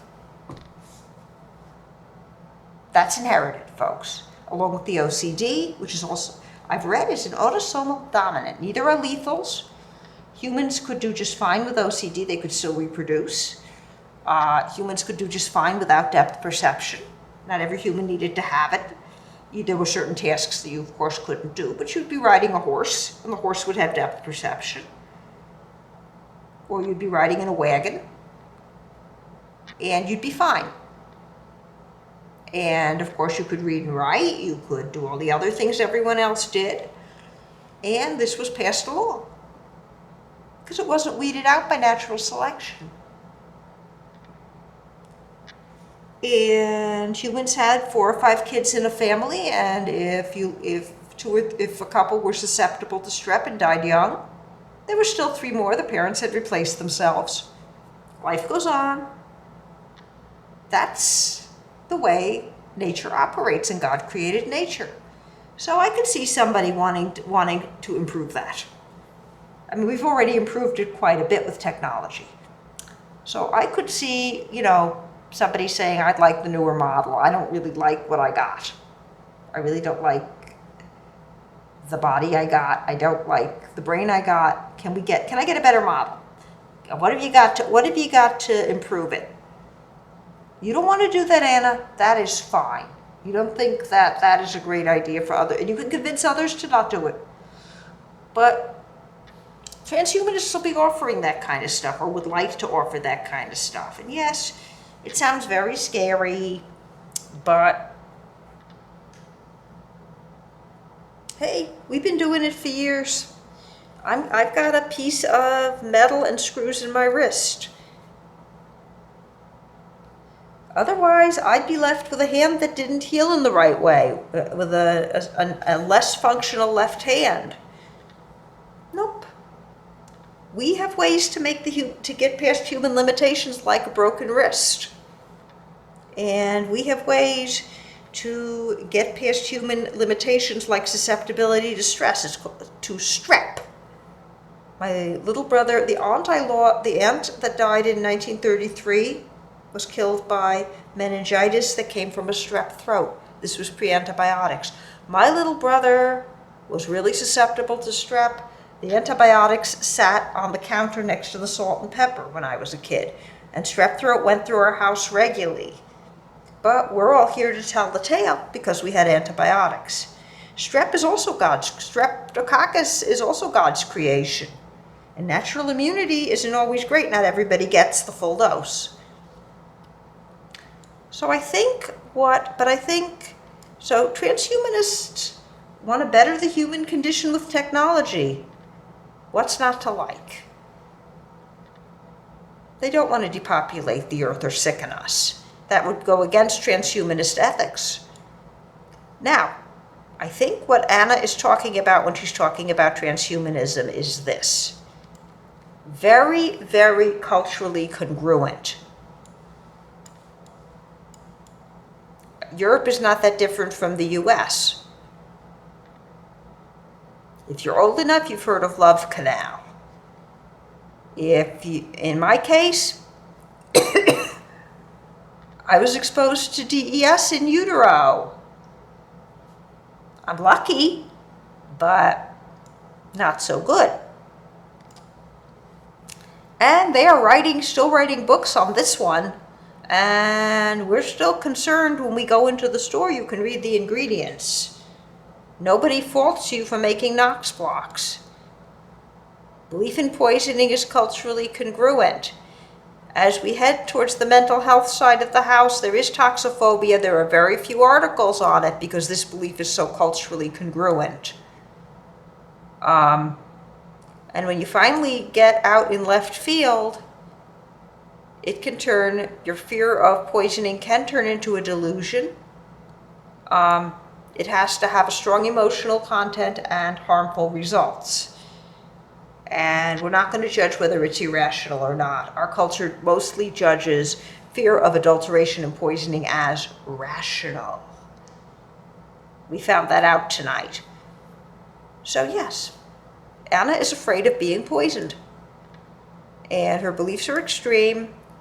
I would debate the chemtrails with her any day of the week. No, nobody, and I don't think that the COVID vaccines put nanobots in you. I don't share her beliefs.